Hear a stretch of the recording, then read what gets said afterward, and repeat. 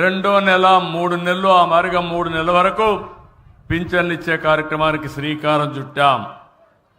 ఇంకో పక్క మీరు చూస్తే ఎవరైనా ఆడబిడ్డలు మీరంతా ఉన్నారు ఇక్కడ, భర్త చనిపోతే ఆటోమేటిక్గా భార్యకు పింఛనిచ్చే విధానానికి శ్రీకారం చుట్టాను. వీటన్నింటి వల్ల చాలా వరకు వెసులుబాటు వస్తూ ఉంది. 3 నెలలకు ఒకసారి ఇచ్చే పింఛన్లో అదనంగా 9,176 మందికి ఇచ్చాం. ఈ విధంగా మీరు చూస్తే దగ్గర 2 నెలల్లో ఇచ్చే వాళ్ళకి 1,12,22,975 మందికి ఇచ్చాం. అంటే ఇవన్నీ కూడా ఒక 150 కోట్లు 200 కోట్లు ఎక్కువ అవుతుంది. 200 కోట్లు ఎక్కువైనా పర్వాలేదు, ఏ పేదవాడు ఈ రాష్ట్రంలో ఇబ్బంది పడకూడదు. ఒక నెల ఎక్కడన్నా బయట పోయినా మళ్ళీ స్వేచ్ఛగా వచ్చి 3వ నెల వరకు తీసుకునే స్వేచ్ఛను, అధికారాన్ని మీకు ఇచ్చామని చెప్పి కూడా నేను మీకు తెలియజేస్తున్నా. ఈరోజే మీరు చూస్తే గడిచిన ప్రభుత్వంలో భర్త చనిపోతే వితంతు పింఛన్లు ఇవ్వలేదు. 71,380 మందికి ఈరోజే అందరికి కూడా 400 రూపాయలు పింఛన్ ఇప్పించాను. ఏ పేదవాళ్ళు కూడా భర్త చనిపోయినప్పుడు భార్య అనాథగా మిగిలిపోకూడదని ఈ కార్యక్రమానికి శ్రీకారం చుట్టామని చెప్పి కూడా నేను మీకు తెలియజేస్తున్నా. మనకంటే ధనిక రాష్ట్రాలున్నాయి, ఆదాయాలు ఎక్కువ వస్తున్నాయి, కానీ వాళ్ళందరికంటే మనమే ఎక్కువ పింఛన్లు ఇస్తున్నాం, నెంబర్ ఎక్కువ ఇస్తున్నాం. అదే మరి నెలవారీగా ఇచ్చే డబ్బులు కూడా మనమే ఎక్కువ ఇస్తున్నాం. ఒక్క ఉదాహరణ మీరు చూస్తే మహారాష్ట్ర అన్ని రాష్ట్రాల కంటే ఎక్కువ ఆదాయం వస్తుంది, వాళ్ళు ఇచ్చేది 1000 రూపాయలే. తెలంగాణ రాష్ట్రంలో కూడా 2,500 రూపాయలే ఇస్తున్నారు. నేను ఒకటే ఆలోచించాను, అందరికంటే ఇబ్బందుల్లో ఉండేది వృద్ధులుంటారు. అదే మాదిరిగా ఎవరైతే భర్త చనిపోయి వితంతువులు ఉంటారు, వాళ్ళకంటే ఫర్దర్గా ఇబ్బందులు చూస్తే వికలాంగులు, దివ్యాంగులు ఉంటారనే ఉద్దేశంతో ఈ పింఛన్లు ఇస్తున్నామని చెప్పి కూడా నేను మీకు తెలియజేస్తున్నా. నేను ఒకటే మిమ్మల్ని అందరినీ కోరేది, ఈరోజు నేను ఇక్కడికి వచ్చినప్పుడు చూశాను, ఇక్కడికి వస్తే చూస్తే పోలిశెట్టి దుర్గా ప్రసాద్ ఇక్కడే ఉన్నాడు, కాలు పోయింది. ఆయన చూస్తే బాధేస్తుంది. ఆయన కాలు పోవడానికి ఏంటి కారణం అని అడిగాను. డయాబెటీస్.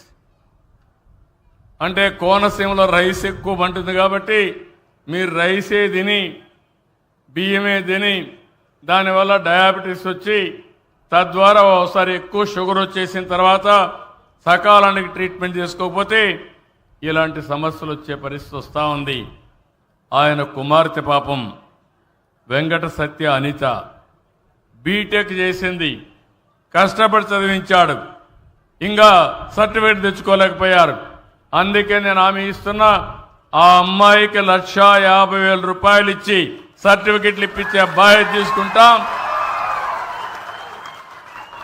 పోలిశెట్టి దుర్గాప్రసాద్ కూడా ఈ నెల నుంచే పింఛన్ ఇస్తున్నాను, శాంక్షన్ చేస్తున్నానని చెప్పి కూడా నేను మీకు తెలియజేస్తున్నా.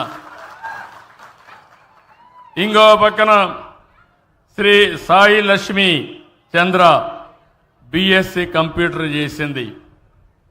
ఈరోజు ఇవన్నీ చూసినప్పుడు మన రాష్ట్రంలో ఇంటి దగ్గరనే 5 లక్షల మంది వర్క్ ఫ్రమ్ హోమ్ పనిచేస్తున్నారు. చదువుకున్న వాళ్ళు వివిధ కంపెనీల్లో భారతదేశంలో కానీ ప్రపంచంలో కానీ దగ్గర 5 లక్షల మంది పనిచేస్తారు. దీని మీద శ్రద్ధ పెడుతున్నాను.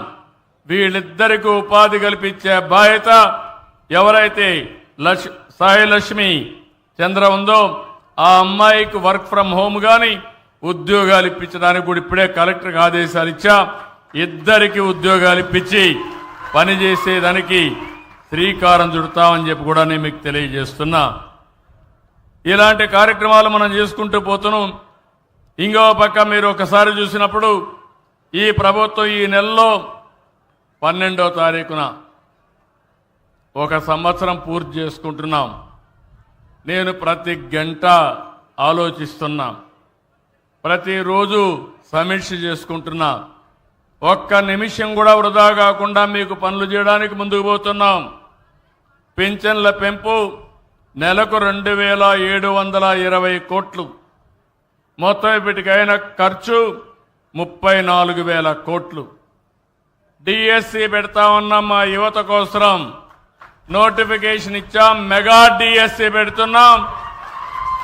16,347 పోస్టులతో తొందరలోనే మీ అందరికి ఉద్యోగాలు వస్తాయి. మొదటి సంతకం చేసిన సంతకాన్ని అమలు చేయడానికి ముందుకు పోతున్నాం.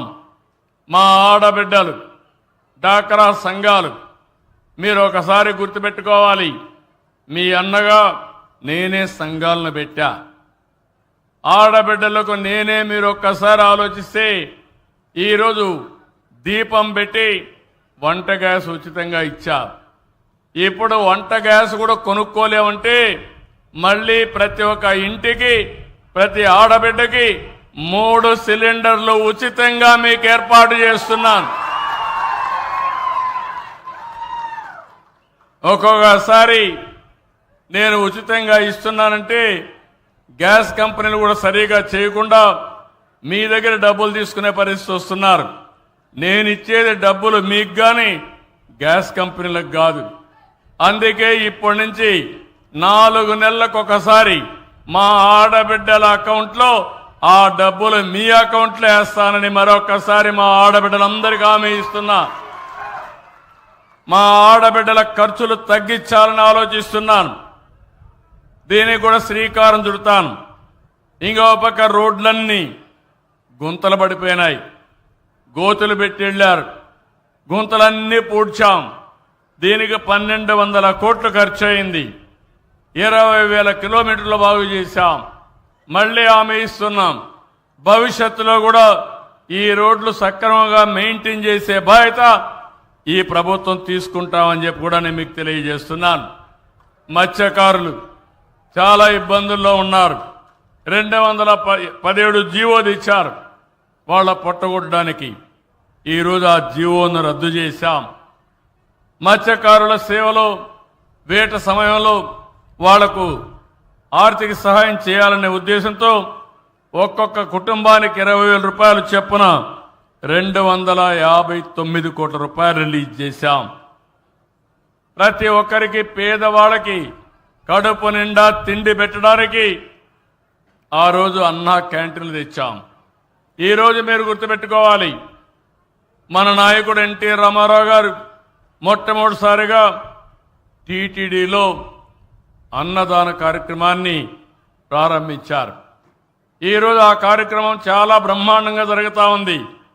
దాన్ని స్ఫూర్తిగా తీసుకుని నేను అన్నా క్యాంటీన్ పెడితే దాన్ని కూడా మూసేసే పరిస్థితి